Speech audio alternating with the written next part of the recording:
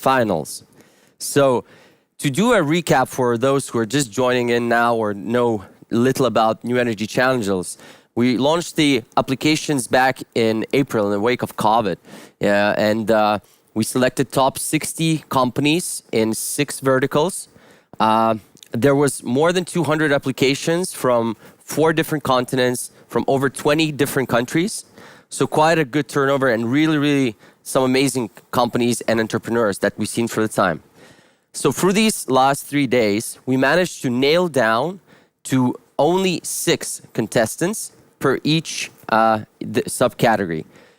So 1 in batteries, 1 in hydrogen, 1 in automation and AI, 1 in e-mobility, as well as automation and AI, and future grid.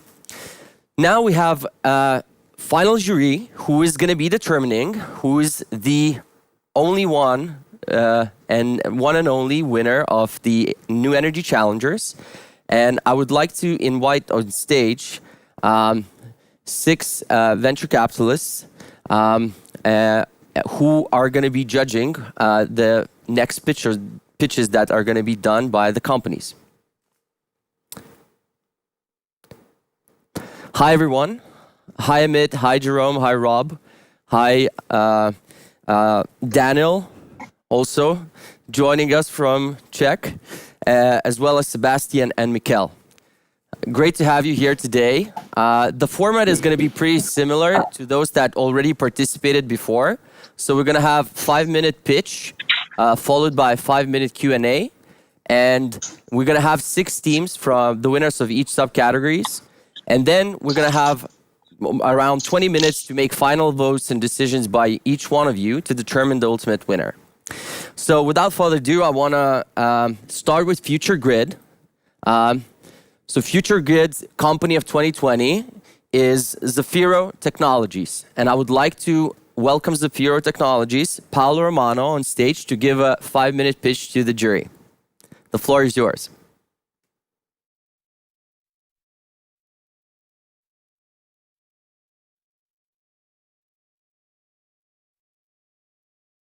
Hello? I can hear you. You can start the pitch, Paolo. Okay, perfect. Hello, everyone. My name is Paolo. I'm the CEO and co-founder of Zafiro Technology. Zafiro is an innovative company in the smart grid domain that helps utilities to digitize power grids and tackle the energy transition. At Zafiro, we have let's say, an optimistic vision on the future of power grids. And we believe that power grids will be in the future powered by 100% clean energy sources. Distributed storage will be providing the necessary flexibility to provide different types of services, and power outages will be lasting so short that nobody will notice the blackout. Isn't this really beautiful? Well, I think so, but the problem is that there is still a lot to do to achieve this vision. In particular, if you look at distribution grids, they are poorly monitored and automated, and decision-making processes are based mainly on gut feeling rather than information. Most of blackouts are still located manually via field search and therefore can last hours. And the integration of distributed energy resources is extremely inefficient and costly. Zafiro helps utility to digitize power grids and tackle each one of these problems and fill the gap between the vision we have and the current status. Indeed, our solution helps utilities retrieve full grid visibility on their grid assets with more than 200 data generated in conventional solution.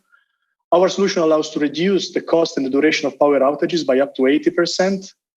And we help utilities to virtually increase grid capacity towards more DERs. How we do so? Well, our solution is a distributed monitoring and automation system for power grids, which consists in a combination of hardware and software. The hardware is our proprietary grid device that has been designed around the most challenging functional requirements and is able to report high speed and time synchronized measurements of voltages and current, and therefore is able to capture every single grid event, also those very fast that are currently lost by using conventional solutions. Our software is a modular software platform, which is able to process high frequency data from our grid devices, but also from third-party devices, and is separated in multiple modules. Grid monitoring to calculate every 20 milliseconds the status of the grid, fault location to reduce the duration and frequency of power outages via automatic fault location and predictive maintenance, the first grid-aware control solution for utility-scale batteries, and last but not least, a user interface to perform advanced analytics on the data that we have collected. The information can be extracted in a standalone system or can be integrated with the utility SCADA DMS system using standard protocol, so that the view on the grid of the grid operator is enriched and they can take decision no more based on gut feeling, but based on exact knowledge of the status of their grid. An example use case comes from one of our clients, Service Industriel de Lausanne, the utility of the city of Lausanne, where I report also your citation from the grid of operations, that compared our solution with a conventional one and highlighted the benefits we can provide. So first of all, we provide full grid visibility in real time compared to very sporadic measurement they have nowadays. We provide accurate fault location in less than 1 second compared to the field search they have to perform nowadays to locate a fault. And we provide a system which is the simplest to install because we don't need the installation of voltage sensors, but just the installation of clamp-on current sensors. Compared to other startups in the domain, I believe Zafiro is pretty special because we started making money from the very first days of incorporation with margin of 45% roughly, and revenue streams coming from hardware, services, and a software license based on the activated software functionalities. Until now, we have accumulated more than 2 million euros revenues with clients from Switzerland, but also Asia Pacific, like our main client there is China Light and Power. And we are currently discussing the final negotiations with 3 clients with 4 opportunities in Switzerland, Qatar, and Italy. Also, I would like to highlight the fact that we recently closed 1 month ago our first full grid rollout, which is a big step for Zafiro as it demonstrates the quality of the system that we provide. Zafiro is currently built around the 3 co-founders, but it also integrates the strong business experience of our VP Sales, Ulrich Munk, and the coordination and business coordination of our CEO, Luca Zicca. That's it about Zafiro. I hope to give an idea of Zafiro in a nutshell. I want to highlight the fact that we are fundraising. So if you're interested, feel free to get in touch with us. Thank you, Paolo, for the presentation. Now we go to jury. And does anyone have any questions to Paolo? Hi, Paolo. Thank you for your pitch. Very interesting. I've got a question. I'm not from the energy sector. I'm actually from the automotive sector. I don't know too much about the grid and how it works. But my sort of thinking was, what's the business case here? You know, digitizing the grid does have benefits, but it also comes with huge capex requirements. What are the benefits that an energy provider can reap from implementing your solution? What is the business case you make? Why would someone invest huge amounts of money?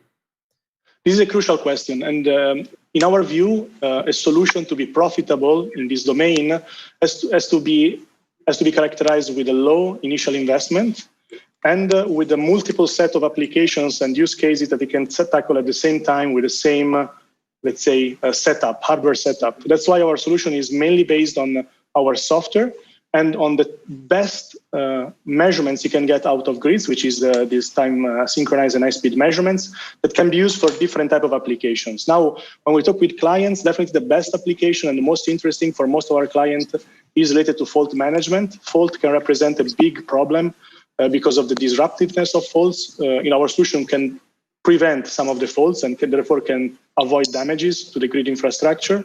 But also problems are related to the penalties related to faults. There are some countries where there are regulations where, depending on the duration of a fault, utilities has to pay back the client for a bad quality of the power supply. There are other use cases related to renewable integrations, but unfortunately, I don't have the time to present all of them here, but I hope I gave you an idea of what is the use case and the business case. Hey, Paolo, just a follow-up question. Your software sits at the core of the utility, and it's critical software. How does a startup like yours establish the credibility, the trust with some of these big utilities? Well, that's a key point. Establishing the credibility is definitely the first step towards a large-scale rollout, which is our long-term project. Until now, we have delivered that by delivering unique benefits in pilot projects that were demonstrating indeed the quality of our technology. In the future, we plan to achieve that and accelerate this path also by partnering with the actors in this domain, not only talking about energy company in general, but also big players, which we believe can represent very good partners for this type of projects. One quick question on your product. In fault management, are you basically just saying there is a fault and that's it? Or are you providing, hey, there are different kinds of faults, here you solve it? Let me just finish. And secondly, are you basically just collecting and assembling the data?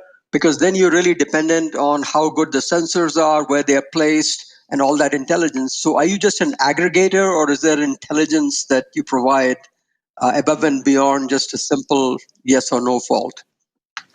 So to answer the first question, fault location, to provide benefits, you don't need just to say there is a fault, but the benefit is provided when you say where the fault is and how you can clear the fault in the most rapid time to reduce the outage duration. So we are able to do the second part, which is locating the fault and clearing the fault. In terms of how we act, we are not, I wouldn't call ourselves a data aggregator. We are a solution provider. And the solution provider that provides a solution, which is a combination of hardware and software. Therefore, we have full control in the whole chain from the measurement standpoint to the data processing and to the analytics. Definitely, we can integrate with third-party system. And in that case, of course, we will have less control. But until now, I would say that our clients are mainly interested to purchase our hardware. Paolo, can you tell us? I cannot hear you, Michael. I don't know why.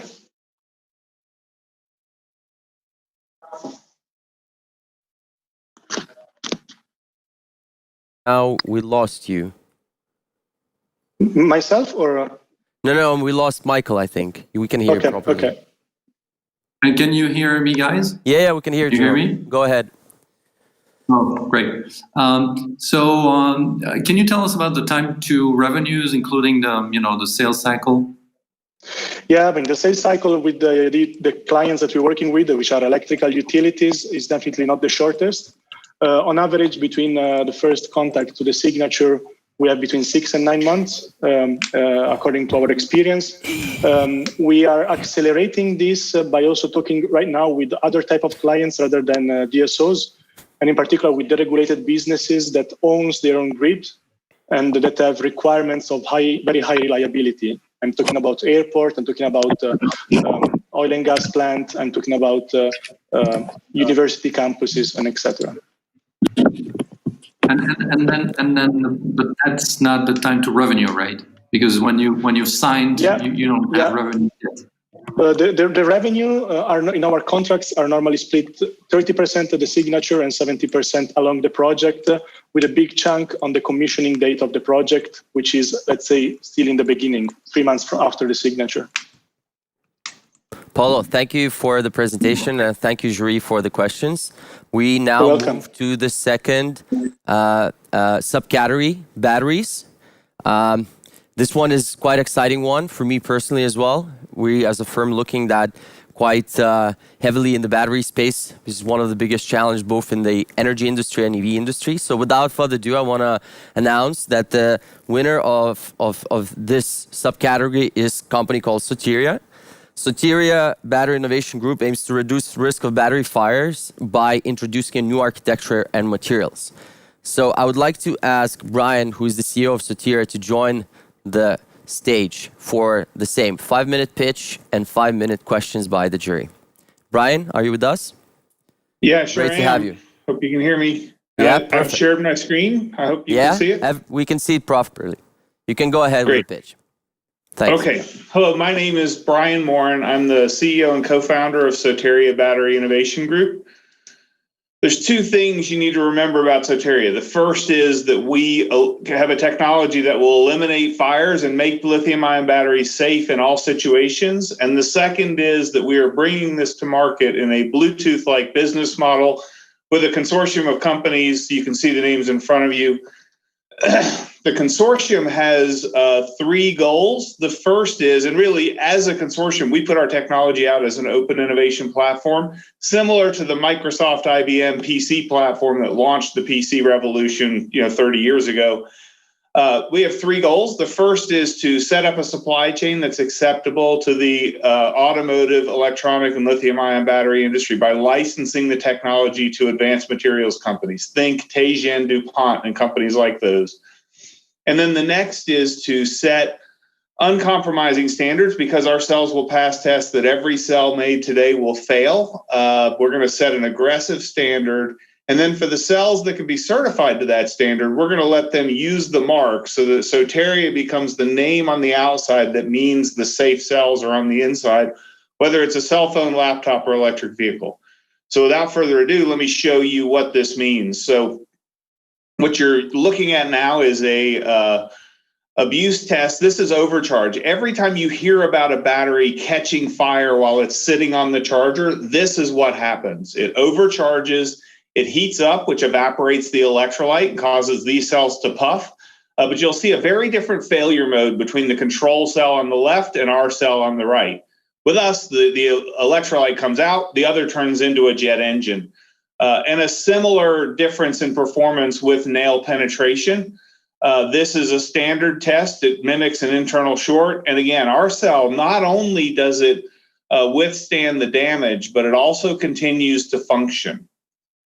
And you see it lighting an LED here, and that's a nice gimmick. But in this next video, you'll see that we're able to, even after the damage, the cell is going to perform just as well as it did before it was damaged. So here you see a 3-cell package, which is what's needed to power the drone. And nail penetration tests, these guys are not scared to just hold it as the nail goes in, because we've done hundreds of these now, and every one of them is completely safe. And then this cell gets put back onto the drone, and lifting this drone off the ground. You can see the nail in it on the left. Lifting this drone off the ground is not a gimmick application. We're pulling 15 amps out of a 5 amp hour battery. That small battery is now driving 15 amps to lift this medium-sized drone off the ground. This is the only battery technology that will perform like this on the planet. And it's a drop-in to existing lithium-ion batteries. So 3 pillars. The first is the revolutionary safety. The next is no compromises. We get here by taking metal out of the battery, so it's lighter weight and lower cost. Our components are a drop-in to existing manufacturing, and we deliver equivalent electrical performance. This is compatible with every lithium-ion battery made today, and then the industry support that I've already mentioned. The materials are industry ready, produced at about a half ton an hour by the companies here in the middle of the screen. These are experts in the paper making, filtration type paper making technology and the metallization. And we've proven it through coating and stacking and winding in existing battery manufacturing. We're going to make our biggest impact in electric vehicles, but the place to start for us is critical environments like handsets for first responders, electric vehicles in underground mines, military, and drones. We will very quickly, after we establish ourselves in 2021 in these markets, transition to adjacent consumer markets.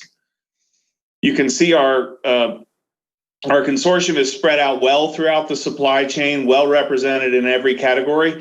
We think we only have 2 or 3% of the potential companies in our consortium now. Business model has 3 sources of revenue. The first is membership fees, $200,000 in 2018, $480 last year, $700 this year. Long-term returns come from the royalties on the sale of the components. Very experienced management team with experience in both large companies and small companies, representation in Asia and Europe. Very active advisory board. Sunho, Brad, and John are all senior executives with more than 10 years of experience in lithium-ion batteries. And with that, I'll stop and say we've got a seasoned team, a great product with a very strong patent portfolio. We're setting up a world-class supply chain now. We're going to have a huge impact on sustainability, both through the EVs and solar as well as mines, reducing the metal that comes out of mines. Thank you, Brian. We'll go now on to questions.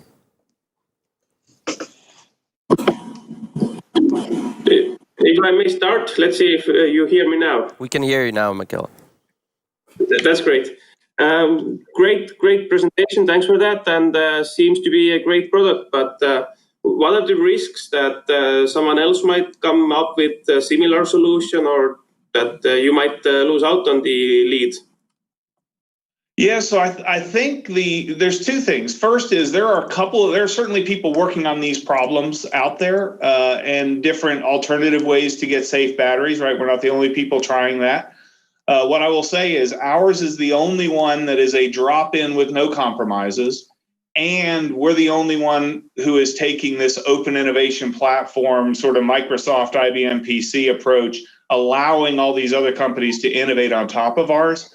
The sheer momentum of all the work those companies will do, I think will help us win in the market. But to be fair, we want every battery technology that makes batteries safer to succeed, and we intend to let our competitors use our mark.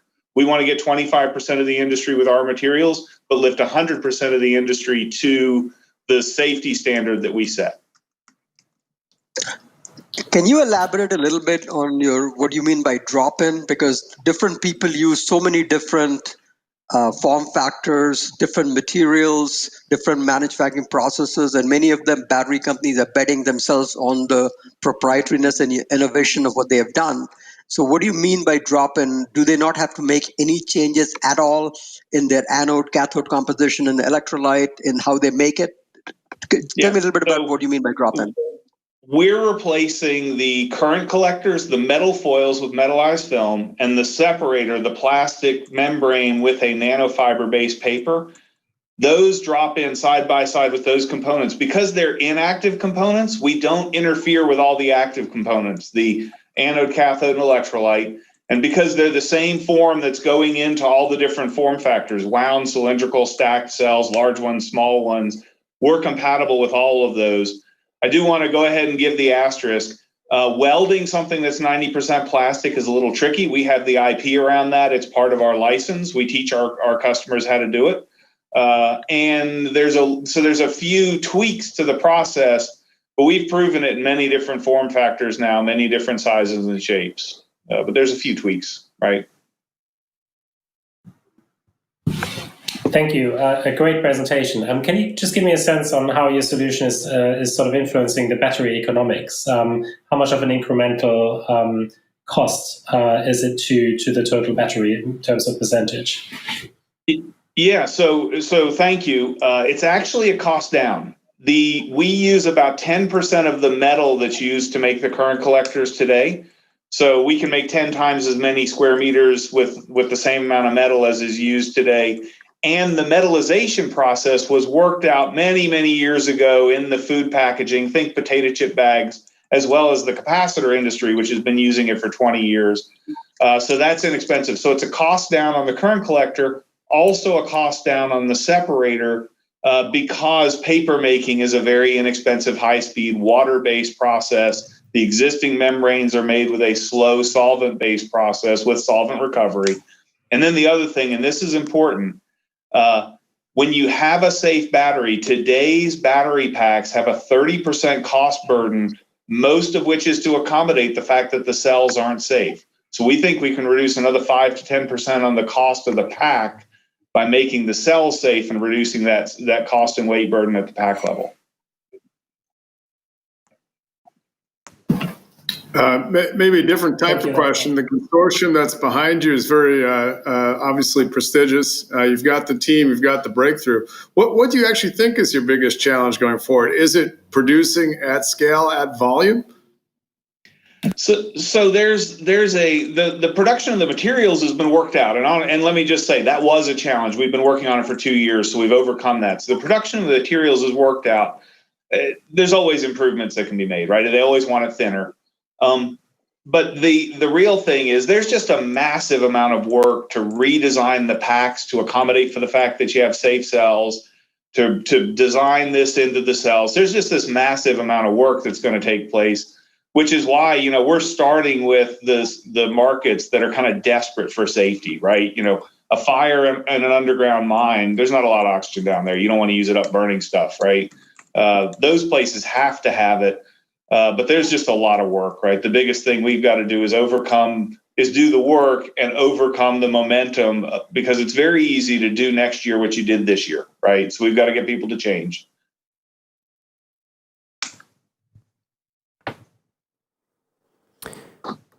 Any other questions? Maybe you, Brian. One quick question. Okay. Go, Daniel. Yeah, just one quick question about how does it transfer across different chemical compounds of batteries, your technology? Is it are you kind of susceptible to the industry taking a slightly different route?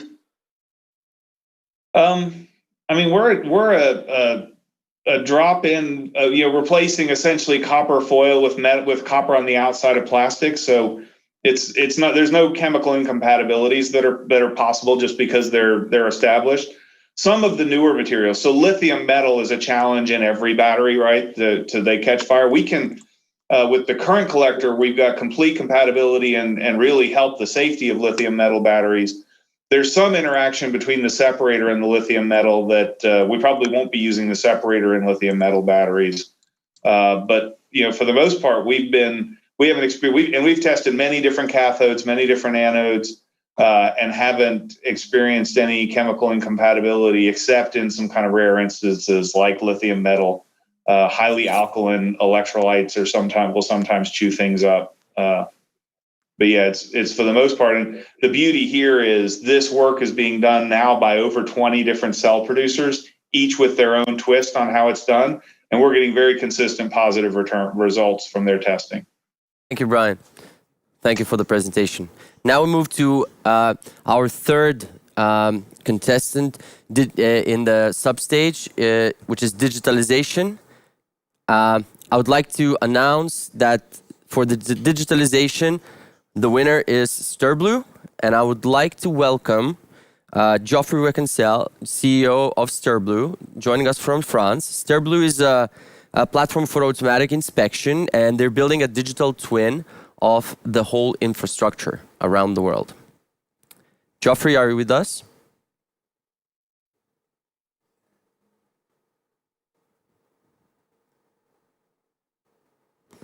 We're waiting for Geoffrey. StirBlue. Hi, Geoffrey. StirBlue. Hey, you have 5 minutes for the pitch, and we're going to have 5 minutes of Q&A.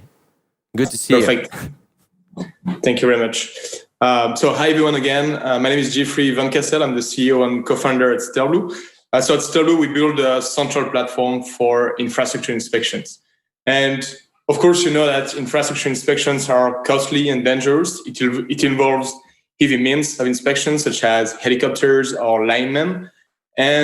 But this is also necessary to avoid a huge failure. And you probably know as well that many assets are getting more and more aged over time. And if you don't do anything, it can lead to huge failure and leads to amazing amount of liability. For example, PG&E right now is liable for 1.9 billion fine in California.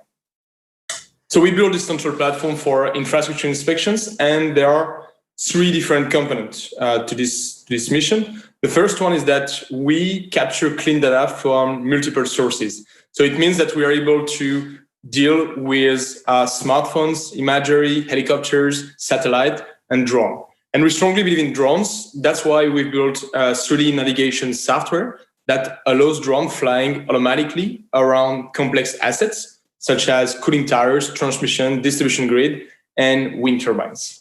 So the second component of our mission is that we organize data with one standard model. What does it mean? It means that, for example, if you deal with 100 utility companies in the world, they will have 100 manners to model the reality. For example, a cracked insulator, like you see on my background, maybe a utility will call that cracked insulator. Maybe the other will call that missing insulator. Maybe the other will call that no problem. So we have to deal with all these different reality. And so we've built what we call the universal anomaly referential to make sure we can map easily any customer in the world. And the second advantage of this is that we can also scale artificial intelligence. We just have one model of the reality, so we don't have to train again and again our AI on each and every new utility company. And the last step, of course, is that we because of this highly structured database that we're building, this highly organized database, we can provide insightful analytics reporting to our customers to better monitor their assets. And these three components are connected to the industrial world with Sterblue API, GraphQL API. And this is really powerful. We start having more and more discussions around building on our shoulders and building some, for example, some mirror database on the utility side, thanks to this highly structured database that we have. So this is just the big summary of what I've just told you. So we build the tools to capture clean data. We model disparate customer processes. We build interfaces and tools to provide analytics, and we connect everything with our API to the industrial world. We started with drone imagery, and today our unique value proposition is to provide one integrated solution from data capture to data processing and everything around one single platform.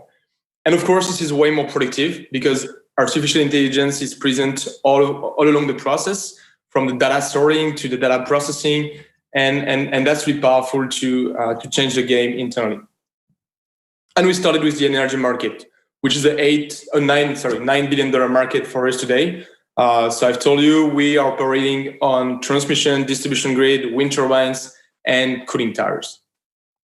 We have a great team. We are really proud of the team we've built. We have 22 people in the team right now, based in Nantes, in France, in Lisbon, in Portugal, and we have a presence in the US.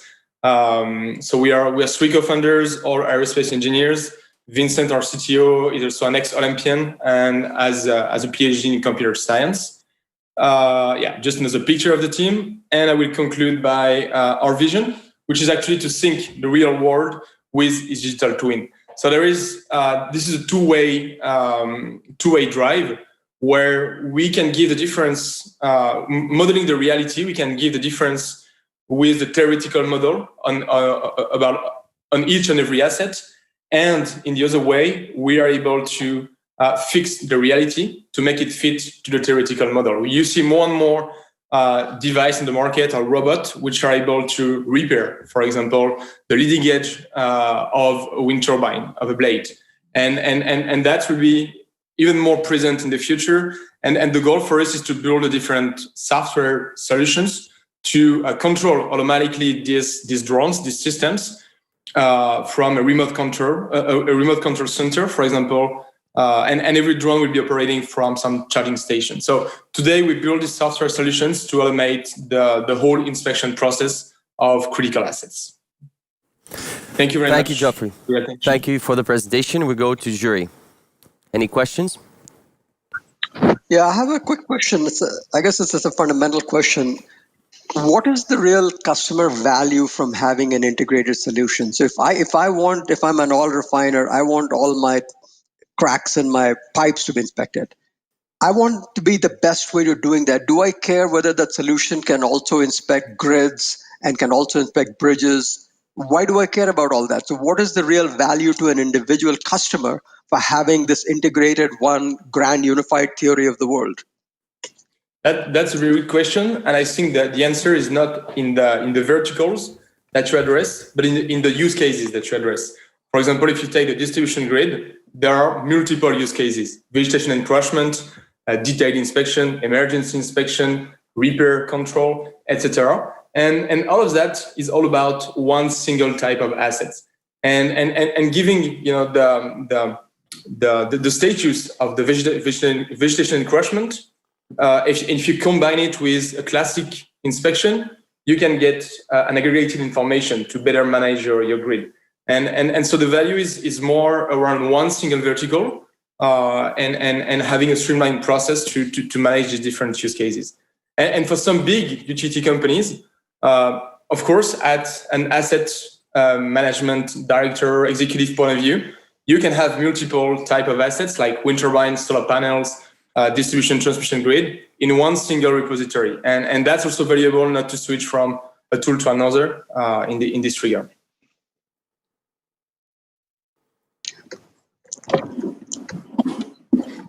If I may. Piggybacking on that. So if you would come to me and tried to sell your solution to our company, and then now we already have a company using drones to inspect our lines in our distribution system. So how could you get our guys to purchase your solution instead of the one we are already using? So you mean you already have some pilots, some drones, and you just would like to have this system in place? I mean, this is our job today, and we are sensor agnostic. I was saying that we manage today, I have my smartphone in my pocket, so I can take a picture from a distribution pole and it will go on Sterlo Cloud. You can take pictures with DJI drones, Skydio, Parrot, helicopters, satellites. So we don't care of where the data come from. Today we have the tools to process in a smart manner every type of data. So if you already have the drones, the pilots, we would be happy to to support the rest of the process to make sure you have the right deliverables, the right insight on your grid in the end. Jerome, I think you wanted to ask a question. Yeah, no, I think it was related to the previous question, and I was a bit frustrated, missing maybe a little bit the metrics, a bit of data. I mean, if you're a data analytics company, why should the customer, why should I buy your solution? What does that, bring me? Yeah. In numbers, not words. Yeah, sure. That's a fair enough question. So actually, the last recent example I can give you is a cost and benefit assessment we've done with Hong Kong, and we showed them that we were actually saving from 40 to 50% in the operation and maintenance cost. We were able to reduce the risk. We were able to provide some risk reduction around 10 to 20 million a year, because we were bringing a bit better reliability in the system assessment. And of course, it's not about money, it's about fatal accidents.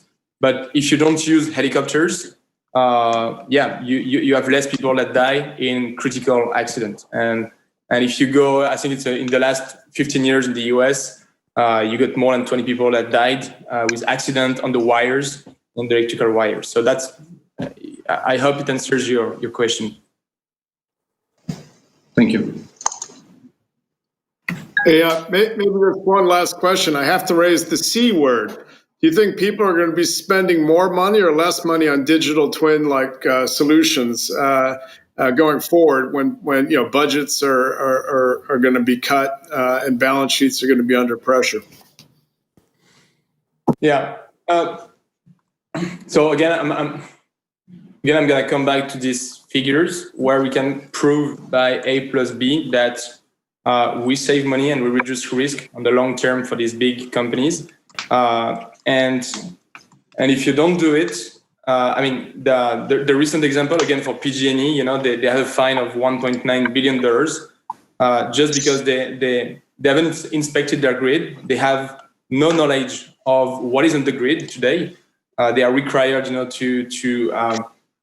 know where every equipment on the grid. So definitely there is a strong pressure to go towards this type of solution. We definitely see a growing trend in this type of software solution, of course. Thank you, Geoffrey. I think we're out of time. Thanks, Jury, for the questions. Thank you very much. We're now moving to our fourth category, which is e-mobility. And I would like to announce the finalists for e-mobility category, which is company based out of Israel, Autofleet.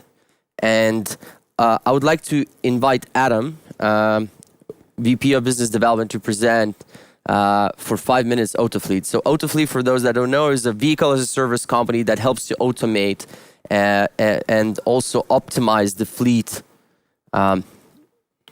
Hello, Adam. Are you with us? Great to have you here. You have 5 minutes, and you can go with the pitch, and there's going to be 5 minutes for Q&A. Perfect. Let's talk. I'm Adam. I lead the business development at Autofleet, and I'd actually like to start talking about energy. Figure it makes sense. And what we see in the energy market is that the infrastructure is expensive. right? The actual transmissions is expensive and to maintain and to operate. And so what's developed is a market structure such that you have many retailers using shared infrastructure to provide the end product to the end consumer. And this makes sense. With shared infrastructure, we need economies of scale to provide that service. Now, if we look at another industry, mobility, where also infrastructure, the vehicles and drivers are expensive, we actually see that it doesn't really work like this. We have multiple different demand sources, ride-hailing companies providing services to customers, but each one of them works with their own subsection of vehicles and drivers. This creates a lot of inefficiency. There's no economies of scale. There's drivers working on multiple different platforms. And what we see the opportunity is, just like in the energy market, the mobility market really should look like this, that you have large-scaled shared fleets that are able to power any source of demand. And this is exactly our mission at Autofleet, is to enable the existing large fleet operators, rental companies, leasing companies, to become this vehicle as a service provider that creates this shared infrastructure for mobility. And the opportunity is even deeper than that. If we look specifically at one of our customers who is operating a car sharing service in South America, we can see that the demand for their existing business, their traditional business, actually complements perfectly with the demand for new mobility services like ride-hailing demand in the same city. So if we're able to use that one asset for multiple mobility services, we can maximize utilization for the fleet and also create more flexible and elastic assets for the end customer who wants supply to serve their ride. So this is our vision, to create this vehicle as a service layer to provide an elastic supply of vehicles to serve any source of mobility demand. And more specifically, we do this with three main solutions.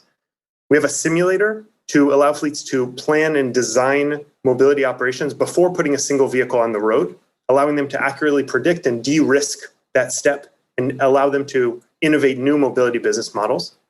A vehicle as a service layer, which plugs into existing operations for rental, leasing, car sharing fleets to both automate operations of servicing the fleet and also predict demand and rebalance vehicles to maximize utilization. Then finally, we allow fleets to open new on-demand services and business models with our ride as a service solution. Whether it's passenger transportation or on-demand deliveries, traditional fleets are able to use their assets in these new models.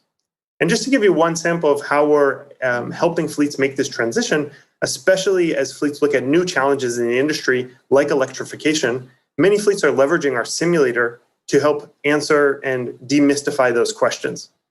What you see here is one example of work we did with a taxi fleet in Singapore to help them plan the supporting charging infrastructure for their fleet as they think about electrifying many thousands of vehicles. The simulator is often a great tool to help fleets make that first step in transition as they think about their upcoming strategy. Another case that we can see, especially recently and relevant to the industry, is how asset-heavy fleets have had to react to market fluctuations like COVID-19. We've enabled traditional rental and car sharing companies to launch new on-demand delivery and transportation services when their rental demand went away. And Autofleet really tries to be that partner. As mobility demand changes and fluctuates, we can help fleets be more elastic in how they work. The platform overall is really an end-to-end solution that enables fleets to serve these benefit from these multiple products in one shared platform with multiple layers of machine learning for optimization, interfaces for the fleet operator in a control center, a driver app to pass the instructions, pickups and drop-offs to a driver, and integrations to allow us to flexibly work with the large partners that we work with. And Autofleet today is globally deployed. We're working now in over 10 countries with thousands of vehicles under management, and have really been able to this point, been able to work with some of the largest leading mobility operators in the industry and be sensitive to their problems as they look at this transition. Thanks very much. Thank you, Adam. Now we're going to questions. Yeah, I have a quick question around how do you address the difficulty of the operation piece when it comes to new mobility providers? Because often these are, I guess, providers like OEMs, traditional OEMs, who are not used to this new type of mobility services. And I wonder what kind of services do you have on the back end to assist the operations piece, which is often actually one of the bottlenecks of rolling out these types of services? Absolutely, and I'd even add to what you said that even for the fleets that have been doing it for forever, the rental or leasing companies, they might have more expertise, but they've also developed very manual processes to do it. So whether it's a fleet that is operating in a manual or traditional way, or a new mobility operator who really has no idea, that's exactly what we're trying to solve. And here we plug into their operations and automate that full process of what tasks need to be created to clean vehicles, inspect them, fuel them, charge them, assign that automatically to drivers or external vendors who are working with a mobile app and being told exactly what to do, and then track the execution of that service. So I think even what we've seen, all the more so for fleets that are new to this and trying to figure out what to do, they can really benefit from that automation to make sure that they're at least maintaining the standard of how that needs to operate. Quick question. I've got a quick question regarding this sort of idea of asset utilization, which I think has always been at the heart of your company. But there's obviously a clear problem, which is different modalities have different requirements, regulatory requirements. So for example, ride-hailing in London is regulated. You need licensed vehicles, so you can't use vehicles you've got standing around, say, in a rental business and push them into a ride-hailing business. If you have spare capacity. So how do you overcome some of these really practical barriers that are ingrained in the operating models of different modalities? Yeah, absolutely. And definitely the problems in London are a great example of how the regulation can kind of hinder this type of innovative model sometimes. But what we found is the solution is, one, flexibility within the business models and operation. So, for example, ride-hailing is heavily regulated, but delivery and logistics is not. And those demand curves may be similar, and fleets are able to much more simply, from insurance perspectives, liability perspectives, put their vehicles into work with delivery and logistics than they might with passenger transportation. The other sense is also not necessarily looking at the micro throughout the day demand utilization challenge, but looking at it also from a perspective of throughout the year and seasonality. Rental companies, for example, have drops of demand in wintertime, but logistics for especially holiday season rushes are peaking. So rather than trying to just break our heads on how we can use a vehicle for 3 different business models in one day, we're able to help the fleet structure that and balance that fleet throughout the year, or even throughout, in some cases, the lifetime of the vehicle. A lot of operating models for rental or leasing companies today will really take advantage of the vehicle just for first life and then send that into remarketing immediately. And there's a large potential to actually generate additional revenue while that vehicle is waiting to be sold, especially in cases like we have right now where secondary markets might be more volatile. It's a real quick one from me. I get the value of the importance of the problem and the size of the end markets, but what are the chances that it sounds like your product is a design tool and that the customers will really pay it more on a per seat basis, number of times in designing and simulating, but you really will not collect revenues every time those things is used from the user side. So I'm just wondering whether there's a cap to how large your market is going to be for this product. Yeah, absolutely. And the simulator is just the first step in then really to moving to use the platform operationally. One of the advantages we have is that compared to other simulation tools on the market, our simulator uses the same platform that's used in operation. So when we work with a fleet and show them, if you electrify your vehicles, this is going to be a revenue and this will be the utilization, and this is where you need to have, this is the expected utilization of the infrastructure you put in place. It's going to be the same when they actually then deploy the platform live with their vehicles and rides. And there actually our business model is no longer a per simulation or per project fee, but it's based on the actual deployed volume of vehicles and rides that are in the market. So we continue working with the fleet into that operational phase. They may not agree to it. They might just want to pay the software and say goodbye. even we see actually the opposite, that the simulator allows them, and I'm sure you can think of the type of large fleets that are in this industry, the readiness to do new things is sometimes small, and the sales cycle is very long, and the simulator allows fleets to actually see the impact of that very quickly, and it's hard for them to say no at that point when they see the real numbers of what could be the impact. Thank you, Adam. Thanks for the presentation. We're moving now to the fifth nomination in the hydrogen, and I would like to reveal that the finalist in the hydrogen is Einomer, and I would like to invite Benjamin, joining us from Canada, Chief Strategy Officer Einomer, to give a 5-minute presentation about Einomer, and will followed by a 5-minute Q&A. Thanks very much. Hi, I'm Dr. Ben Britton, Founder and Chief Strategy Officer of Einomer Innovations. We're a team of 26 people based here in Vancouver, Canada, the birthplace of hydrogen fuel cell systems. And what we're bringing to market is the most advanced breakthrough materials in ion exchange materials in over 50 years. We have a direct replacement for the incumbent material set called Nafion that goes as the solid state separator and active electrode binder in many electrochemical systems. And we also have the first indefinitely stable alkaline anion exchange materials, which are selective filters for negative ions, that really unlock the next generation of highly efficient systems for these same applications. We're supported by more than 10 years of development before commercialization. We're only 3 years old as a company, but we have broad blocking composition of matter patents on these technologies.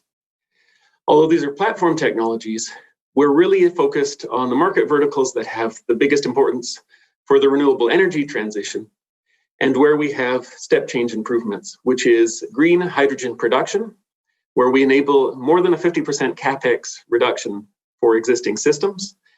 In fact, with the most advanced technologies that have been demonstrated at research institutes around the world, this is more than a 10x advance in area current density and more than an 80% reduction in capex compared to existing systems. We also have a step change improvement in fuel cell vehicle technologies by swapping out Nafion with our materials. The critical factors that limit lifetime and efficiency in these systems are addressed substantially, and our materials are a platform technology for CO2 electroreduction, which is the most efficient CO2 to value technologies for carbon negative plastics and carbon negative fuels. These technologies really come at the heart of the energy transition. And there's a $1 billion market for this material set today, but on the scaling of the renewable energy economy, this will be a $23 billion market by 2035, taking a conservative projection on this. One of the underappreciated things is that we're replacing toxic fluorinated materials. Fluorinated materials are magic. Gore-Tex makes nice breathable jackets. And even more toxic materials, in fact, 2 of the precursors for these materials are on the Stockholm Persistent Organic Pollutant List as of last year, are at the very heart of all of these systems that I've mentioned. In fact, Europe, which is the 3rd most polluted continent, estimates more than 50 billion euros in health effects per year, and North America and North Asia are substantially more polluted. Every North American has a toxic body burden of these materials, so it's incredibly important to scale the renewable energy economy on non-toxic materials. And there's really no good end of life for these materials. If they're incinerated to recover the systems, these will be forever GHGs, which will dwarf many other applications. It's important to note that the design considerations of these materials are incredibly difficult. Ion exchange materials are operating at over 100x the current densities of traditional batteries. A revolutionary advance for alkaline stable materials was to take a different functional unit and make it indefinitely stable.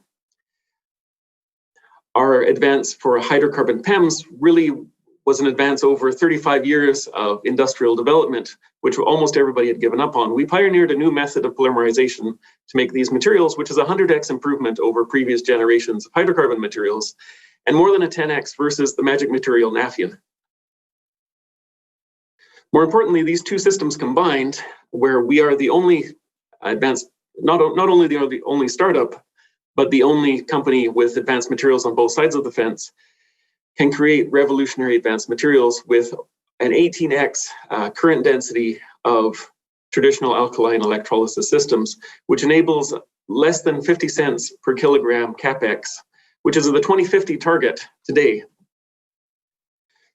We also drive next generation fuel cell technologies, which revolutionize the cost of these systems by enabling a fundamentally different material set to be used. We have the team to do this. Our Chief Executive Officer, Chairman of the Board, and VP Operations. We're the team that scaled Wi-Fi for the world, and we have technology and electrochemistry experts on our team as well.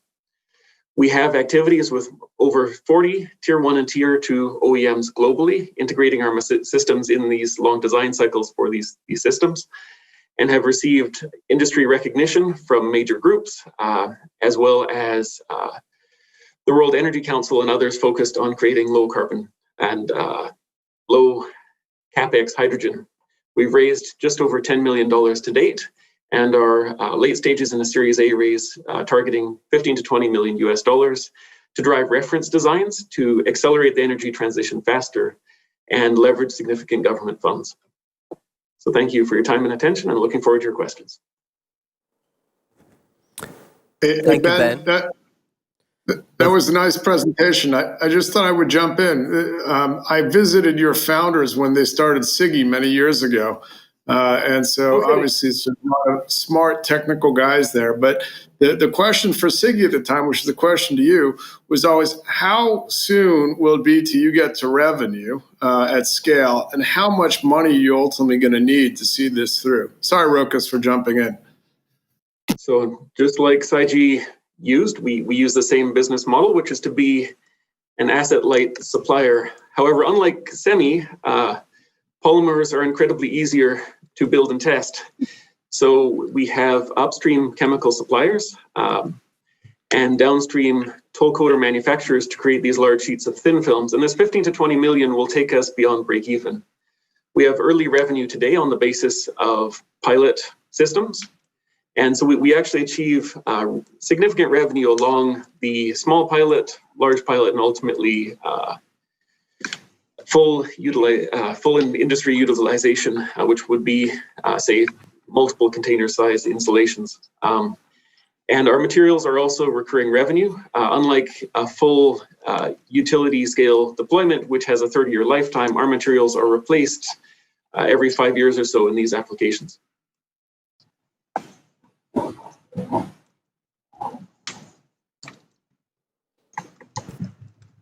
If the hydrogen economy takes much longer or just doesn't happen, what happens to your company? So we have early revenue from industrial on-site chemical generation, and we can beyond achieve break even using that material set. We also have substantial differentiation where we can move into advanced medical coatings, advanced humidification systems, and solid-state battery applications where we have early pilots with companies as well. We have significant pivot on the basis of platform technology, but really we're firm believers and take a very realistic approach to the growth of the hydrogen energy economy right now.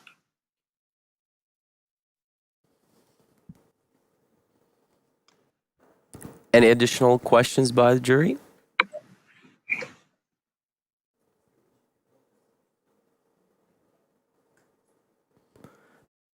Fortunately, we cannot hear you again.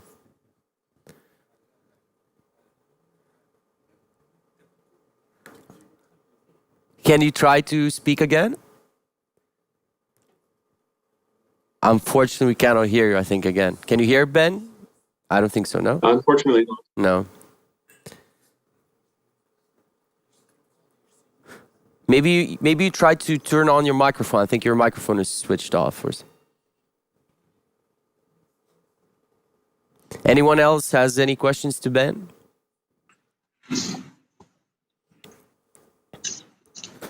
Okay, thank you, Ben. Oh, okay, we have Mikhail back. So Sorry, just a quick one. Very impressive presentation. Just in terms of the team, how did the team come together? I infer from the previous questions that this isn't the first company the team has built, or at least some members of the team have built. Can you give us a little bit of background about you, about the team, and how you came to form the company. Absolutely. So I started on the quest to, I was a synthetic fluorochemist before I became an electrochemist. And I realized that this material set needed to be replaced in 2007. I joined the leading lab trying to replace these materials in 2012, and that's ultimately where we spun out from. So Jim Derbyshire became my mentor in 2015, and it was his mentorship that ultimately enabled me to raise the first seed round mid-2017, and ultimately also attract former members of his team from SciG. So he was the linchpin here. Thank you, Benjamin. Thank you. Thank you for the pitch.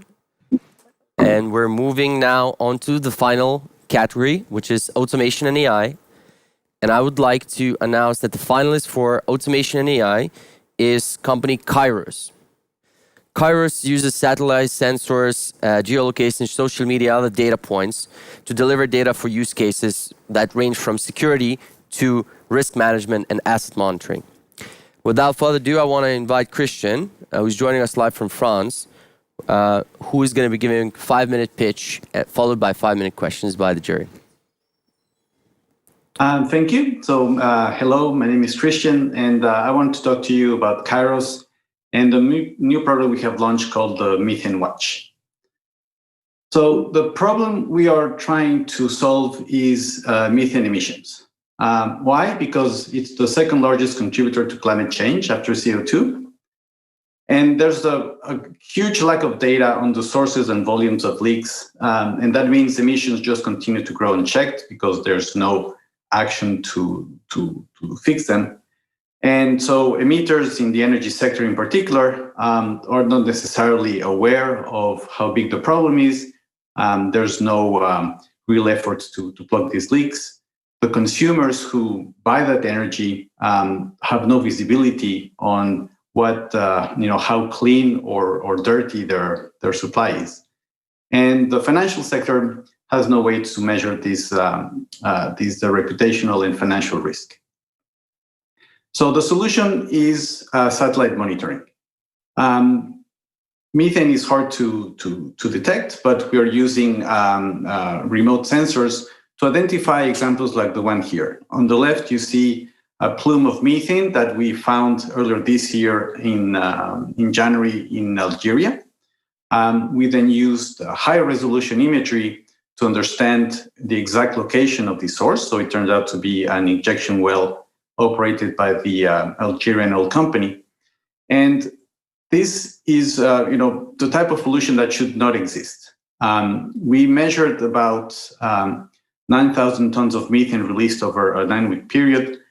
This is equivalent to having 10 coal power plants running at full capacity in the middle of the Sahara, and nobody would have known about it if we hadn't made this detection. The only statement in the public domain is this press release from the operator saying they had an incident, but otherwise, we're none the wiser about what was happening under the radar.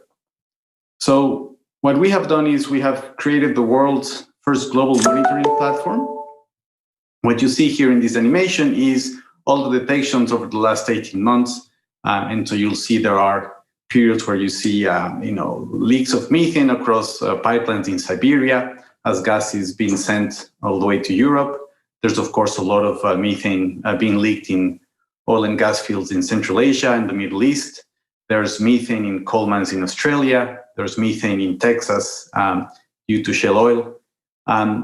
So for us, this is the first step towards mitigation is to help companies identify and set a baseline and then start taking action so that in 2-3 years' time, this map looks completely clean, and then we move on to the next stage of addressing smaller and smaller leaks. We launched the product in July, and showing here some nice words that someone from BlackRock had to say as he participated in the event. We've been sharing some of our data with the public sector, including the European Commission, who's currently working on a methane strategy that is expected next month. We've shared data with the European Space Agency, of course, with industry associations. But our go-to-market is really focused on industrial actors. So 2 words on our positioning versus the competition. There are some tools already to look at methane, usually from a health and safety perspective to avoid explosions. But we think our platform and our technology is the only one that gives you coverage and frequent measurements, and that opens up all the multiple use cases that competing products are not able to offer. So our commercial strategy is, we launched the product a few weeks ago. We already signed up our first anchor customer. We'll make a press release about that quite soon. The product is available as an annual license. The pricing depends on the functionality needed by the type of client and the geographical coverage. And we're targeting, the following verticals: energy producers who want to mitigate their emissions, financial sector, utilities, and the public sector. So each with slightly different needs. Just as an aside, we're also planning to complement this with a biomass monitor, so tracking forests around the world to see how much CO2 they're capturing on a regular basis. And before I run out of time, 2 words about Kairos. So we're headquartered in Paris. We had a team of about 20, 25 PhDs, a lot of expertise in AI and atmospheric modeling. And some of our management team have strong backgrounds in energy, natural resources, including the former CEOs of BP and Schlumberger. So with that, thank you for the time and happy to take your questions.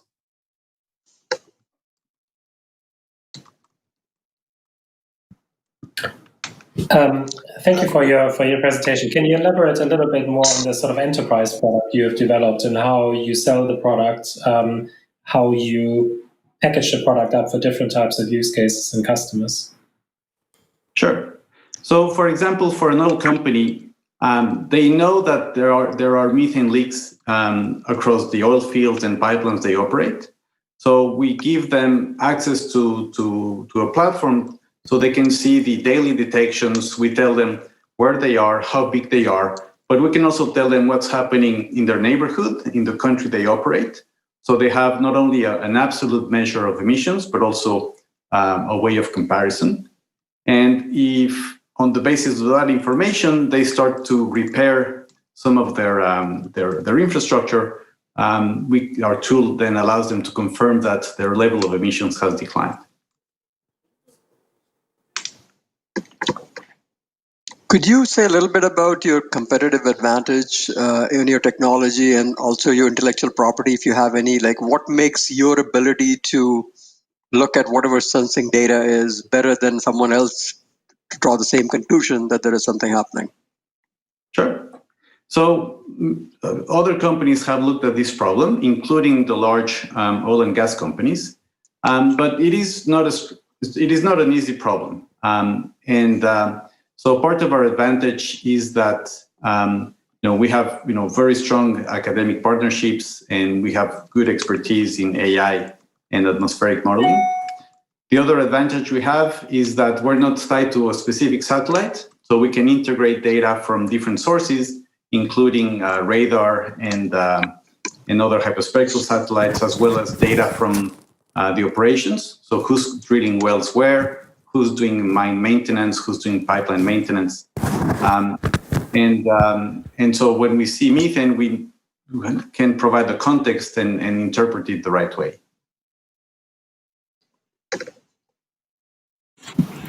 And so what is the value of your product and how do you price? How do you approach pricing? Is that on a customer basis, on an application basis, or what do you define the value for customers? So the value for customers is there's different ways to think about it. If we know the price of carbon in Europe is around 30 euros a ton. Methane is 80 times more potent than CO2. So a ton of methane, in principle, would cost about 2,500 euros. And so the leak that I showed you a minute ago in Algeria, over a period of 6-7 days, that would have cost over 20 million euros. if there was a price on methane like the price on carbon. So fixing these leaks is going to have a monetary value. The reputational damage to brands, I think, is another thing that's important. Until now, we don't have the transparency, but this is coming whether companies participate in this or not. And we'll see that some companies are way, way worse in terms of their pollution than others. And the other angle, to put some numbers around this, is companies sign gas contracts every year in the hundreds of millions of euros, if not more. We expect that in the short to medium term, you'll start to see commercial terms in those contracts that specify if the gas you're selling me turns out to have a methane pollution index that's above a certain threshold, we'll apply a penalty. And that very quickly is going to run into the tens of millions of euros. So these are some of the commercial consequences that help us find the right price points for this product.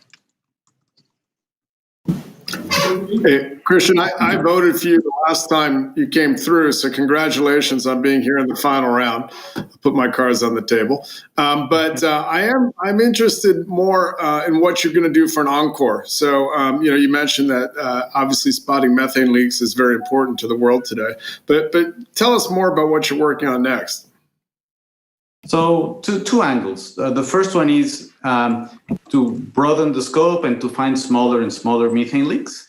The next big project that we are working on is biomass.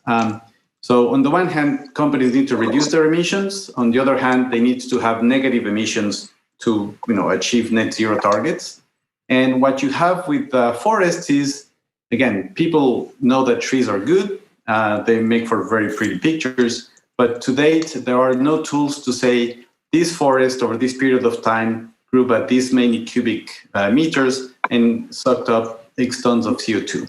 There are tools that are kind of help you get an answer, but what we're trying to do is something much more ambitious that looks at different types of imagery. So hyperspectral, LiDAR, microwave, look at humidity, and then put a big dose of AI and then start to create models that let you track trees by trees individually, identify the species they belong to. They will all have their own characteristics in terms of carbon density. And so if you have a credible tool to measure carbon sequestration, then we expect it's going to unlock a lot of finance because companies and project developers will be confident that they know exactly the bang they're getting for their buck when in terms of CO2 absorbed. So that's the next big thing we're working on. I think we're running out of time.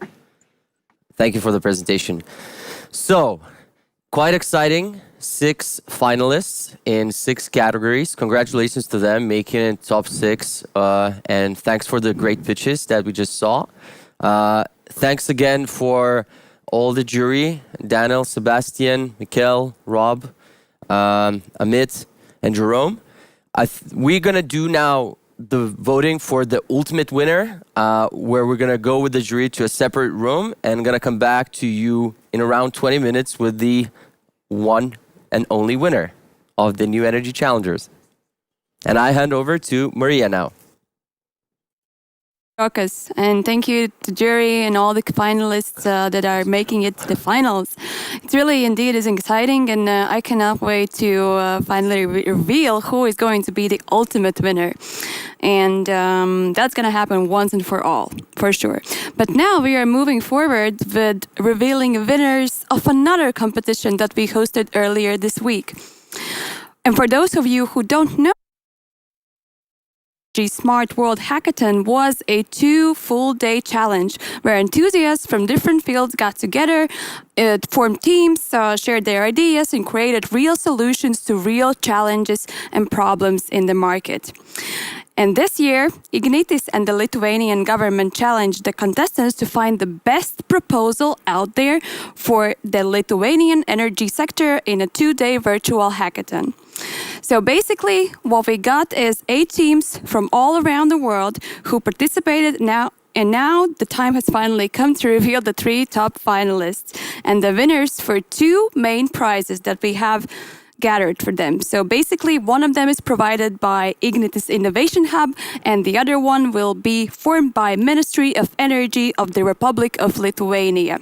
And without any further ado, I want to give the floor to our sponsors and dear partners who supported us very much throughout all these days, and to reveal the winners.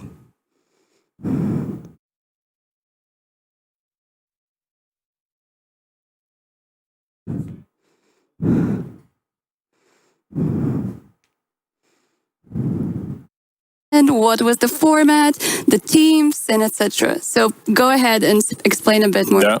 Well, we can start with saying it was the first digital hackathon, completely remote.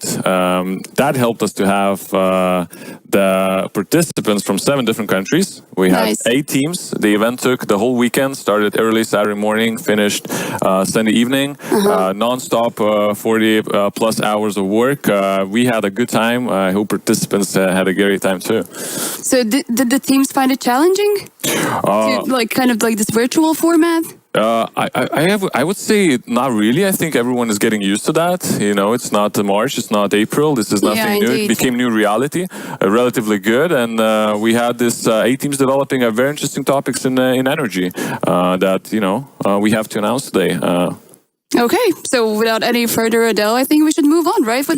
Yeah, let's go ahead. We have Darius coming in. Darius, correct, the CEO of Ignitis. He has a few words to say for us. Okay, Darius, the floor is yours. Hello again. I hope all of you had very exciting 2 days and hopefully one sleepless night. Thank you all contributing to the hackathon, to ideas for the new energy world. And now let's see who are the winners.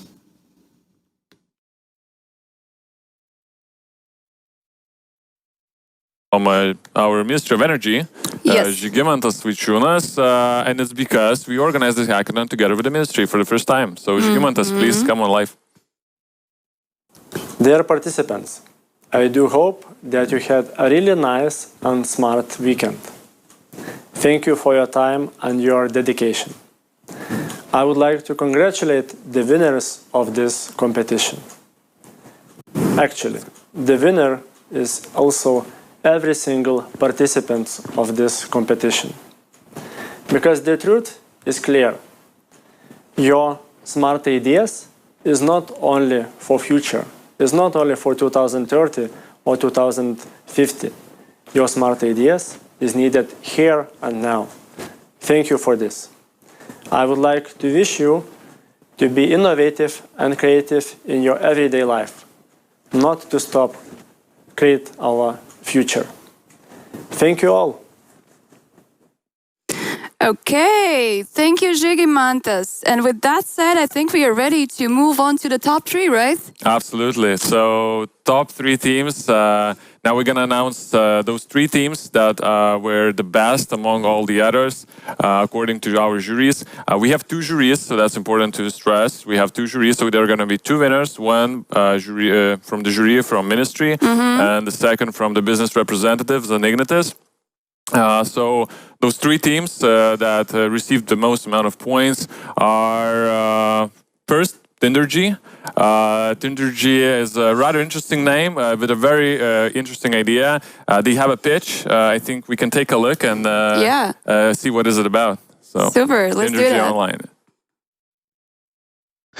So this is Tindergy, and this is a matchmaking service where we match prosumers and consumers based on their energy profiles. So the key problem that we're addressing is the increase in use of renewables means that there will be more volatility on the energy market, and this will create a demand for storage and balancing services. So what our team looks to address is this challenge through a service which will then improve Lithuania's energy market stability. So the key idea is to connect the consumer with the prosumer by matchmaking their energy profiles, forming clusters of well-balanced units. Within the next few years, smart meter rollout in Lithuania will occur, which means that every consumer and every prosumer profile will be known. All this data will be uploaded to Distribution Grid Data Hub, and this will be the main data source for our service. By using matchmaking algorithms on many different energy profiles, we're able to empower prosumers and consumers to find the perfect match, and therefore reduce the volatility of the energy market. Such a balanced cluster of blended prosumers and consumers could benefit by having a better deal from energy suppliers, because suppliers would not need to worry about balancing them. We've developed a demo platform that I would like to show you to see how this works exactly. So this is Tindergy, and we'll find our energy partner. Today will be a prosumer. We'll authenticate ourselves, and this will bring up a profile showing our consumption and our generation. So we'll find our energy partner, find our match. We found our match, and you can see this. This will then generate a match based on our consumption and their production, and vice versa. So the value is that this is how the balance unit is formed, and therefore this is the value that will be achieved through the Tindergy service. And this is the general idea. Thank you so much for your time. Wow, that was really impressive. Yeah, in 2 days, huh? The second team that we want to also show for everybody that joined us today is Enastor. So Enastor, pitch, there it is. Enastor offers you a 5% return on every kilowatt you make. Novel yet viable idea might have just become reality. Enastor is primarily an energy supplier. We focus on two things. First, prosumers, that are consumers whose infrastructure generates electricity, and second, the surplus electricity that they produce, all this in order to store this energy in our batteries. In fact, the current size of the market, that is, what is the installed capacity today in Lithuania alone, is 60 megawatts. With these prosumers' surplus energy, we involve ourselves in three things. First, electricity balancing services at the request of transmission system operator. Second, electric vehicle charging services. And third, energy market as a whole. As a result, prosumers are left with extra benefits. For example, electric vehicle charging discounts, energy purchase discount, and higher income for accumulated energy. As you can see from the slide, not only consumers benefit, we do too, and the society as a whole.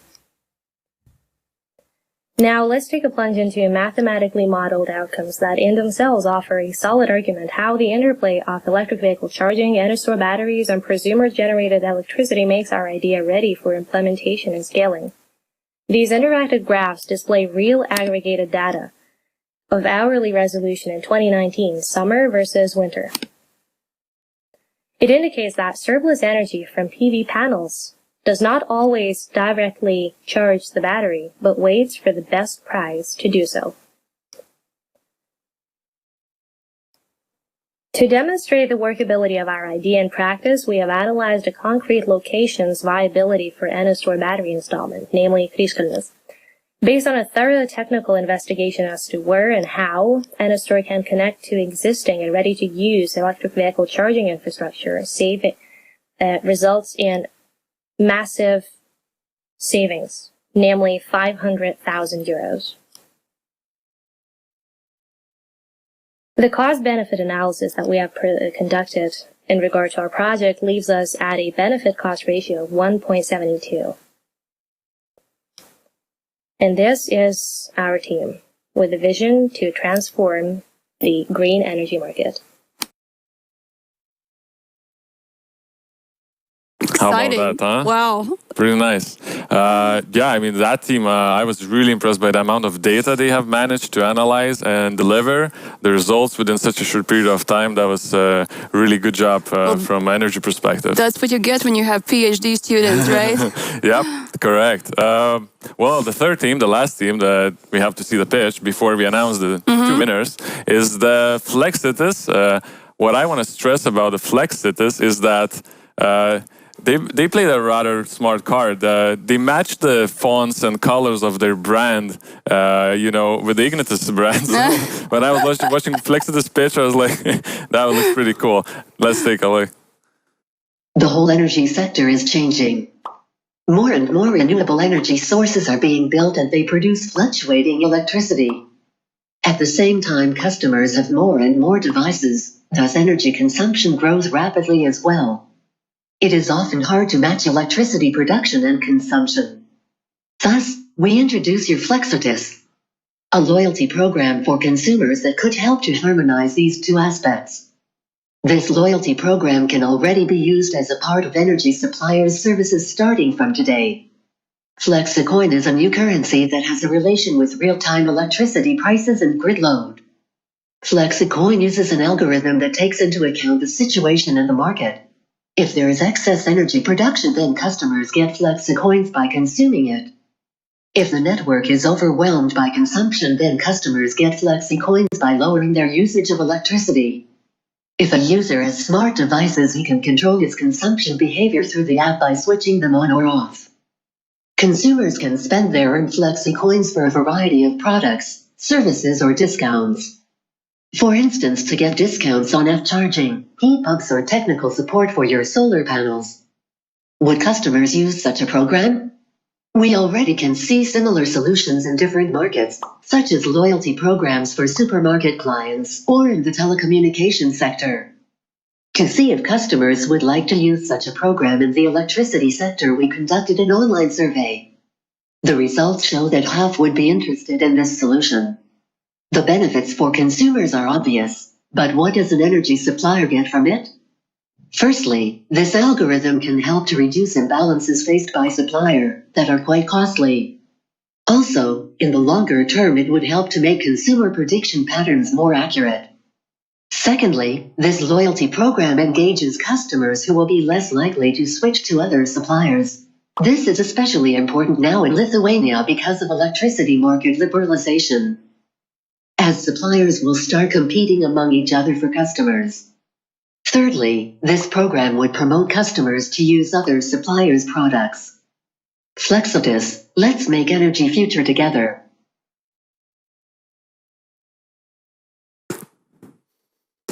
Okay.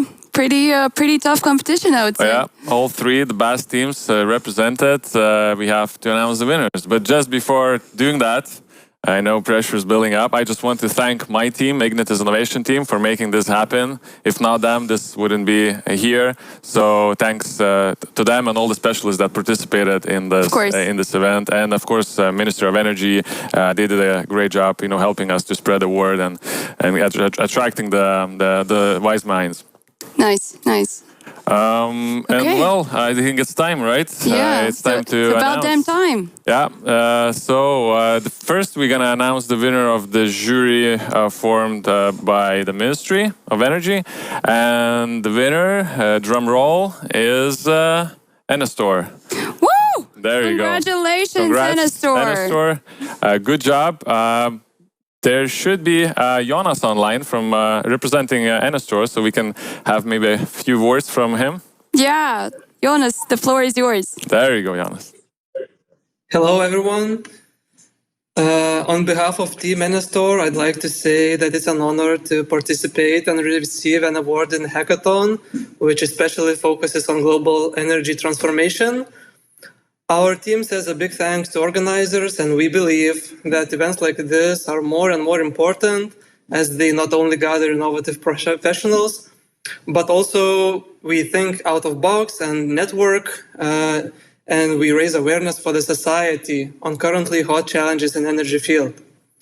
I hope this hackathon is not just a start, and we are open to discuss our ideas with all the interested parties, as we didn't have enough time to present all the calculations that all our PhD students did in 150 seconds. So yeah, we are Team Enestor, and we hope we have a vision to transform our green energy market. Well, I couldn't say better. Thank you, Jonas. It was great to have you here. Congratulations once again. Good job. Indeed. Okay, so let's move on to the second winner. Second and the last. So this winner was picked by the jury formed by representatives business side, yes, Ignitis as well. And the winners, we have two left, right? Indergy and Flexitis. And yeah, I think those fonts and the brand book really played a role. Okay, I know what you're hinting at. Is Flexitis. Congratulations, Flexitis. Congratulations, guys. We should have a representative online. Hello. Hello. So, tell us more about your experiences. Yes, so I want to thank you, organizers and our mentor, Vincentus, which helped us a lot and kept us motivated through the hackathon because we had a lot of ups and downs. Our idea changed a lot. And thank you again for having these events to think new solutions to clean our energy. Well, thank you very much. We hope to see you next time, next year. Nice and short, PhD student. Yep. Nice and short. Okay. Well, and that was it. So what we want to do is want to thank once again everyone who participated. We had a good time. I hope you had a good time as well. And well, next hackathon next year. So see you there. Yep. Long live the Ignitis Hackathon and also the Energy Tech Summit. We'll see you guys next year. Take care. Bye-bye.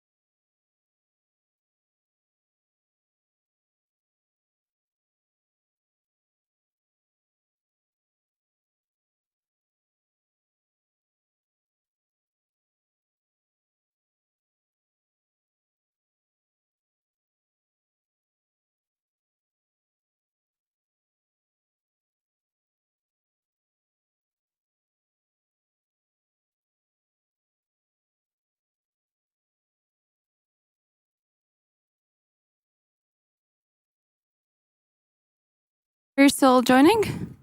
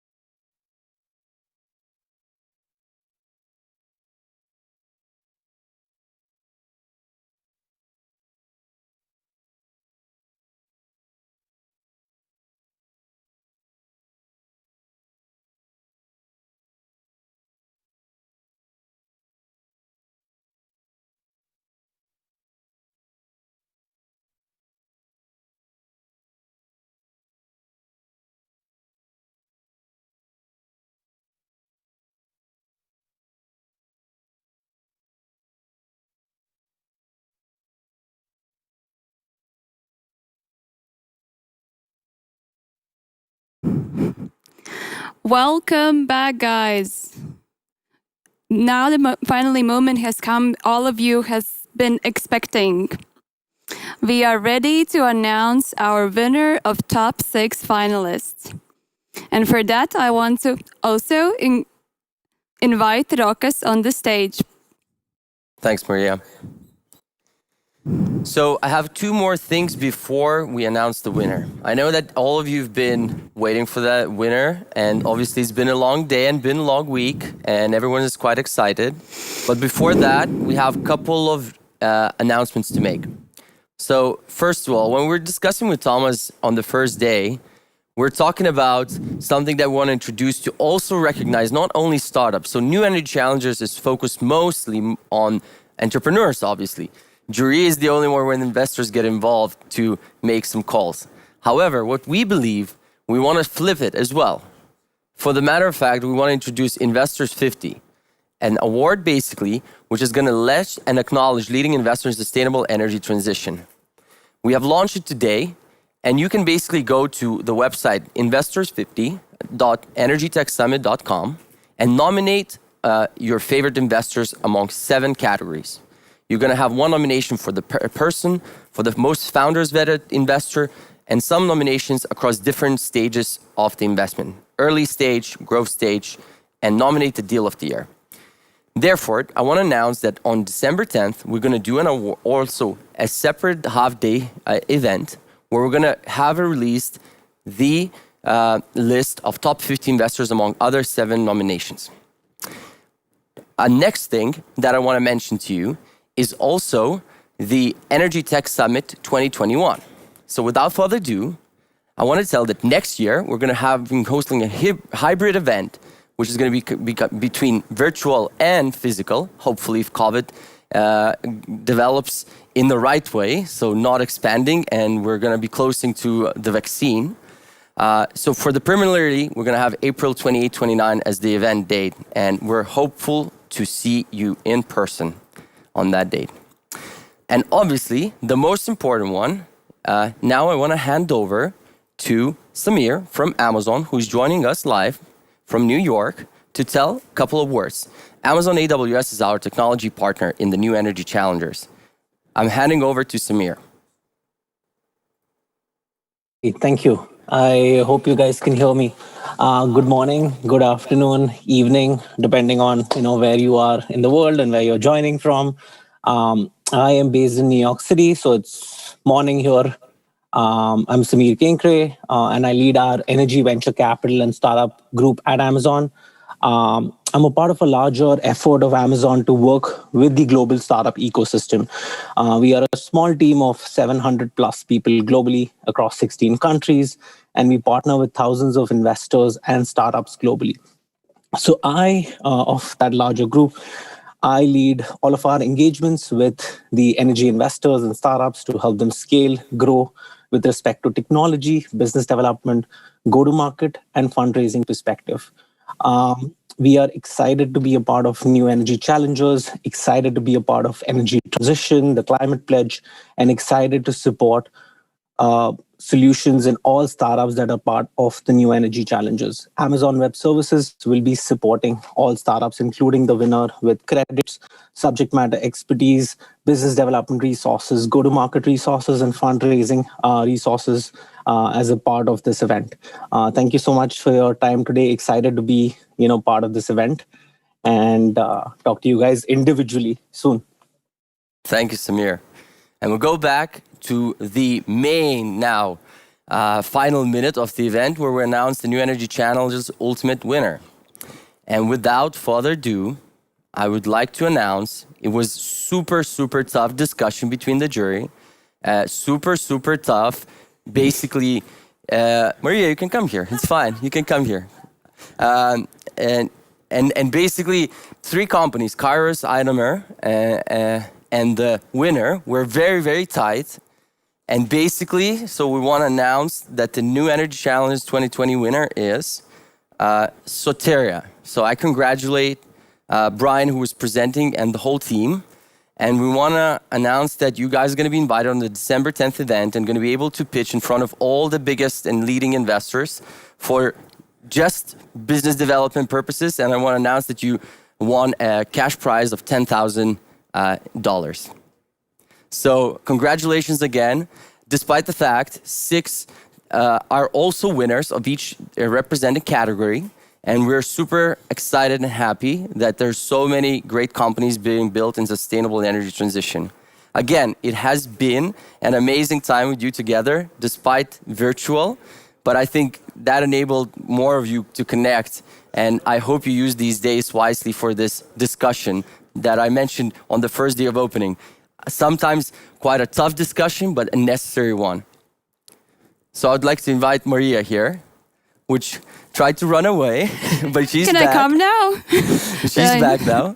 That was very smooth of me. I totally agree. But yeah, well, Rokas, how are you feeling after these 5 days? Quite tired. Yeah, same here. Well, but I think we could have done without the whole team that is working. Unfortunately, when you're in physical events, you see how many people actually work to make this thing happen. And unfortunately, in the virtual, it's only people that standing in front of the camera. Unfortunately, there's at least 30, 35 people working behind. And again, we want to invite Thomas Kebla and Thomas Kimtis, who are part of Contrarian Ventures team. And me too, obviously, because there needs to be a diversity, right? Exactly. So we're super excited. We hope you're joining in physical in 2021. And again, as always, we're looking to meet entrepreneurs that are building great stuff. And for anyone who's looking for capital, get in touch to us. Yes, great. Well, thank you guys for hosting this amazing event. I think Baltics were really happy and proud to have it, and I think this was definitely heard globally. So next year is definitely be something to look forward to, and I think next year we're gonna definitely go bigger, right? Absolutely. And also louder and bolder, of course. So before we finish up today, I also want to shout out the biggest thanks there is out to our partners and sponsors and supporters for always being with us throughout this whole journey. And in the name of the Energy Tech Summit team, my biggest thanks goes out to E.ON, Enefit, TGS Baltic, Invent Capital, TechLeap, Envelio team, D-Lab, Dancer, Amazon Web Services, Plug and Play Tech Center, Livestream partner Ignitis Innovation Hub, as well as Agency for Science, Innovation and Technology of Lithuania, Go Vilnius, and Government and Ministry of Energy of the Republic of Lithuania. So without you guys, we couldn't have done this, that's for sure. And I really do hope in the whole name of the team that this is a great love story, at least the beginning of it. And most thanks goes to Maria for not losing the voice. Not and losing doing the this voice. the whole 5 days. I have already begun to stumble a bit and losing my words and losing my sentences and so forth. But we have done it all together. Tremendous job, amazing. Yes, the enthusiasm is still there, and as obviously the space is very, very interesting. And guys, so thanks a lot. I think it's Bear Clock for the winner. I think for us as well. And you can watch all the content online at any point. So thanks a lot. And probably thank you so much. The computers will do claps in front. We'll see you next year. Bye.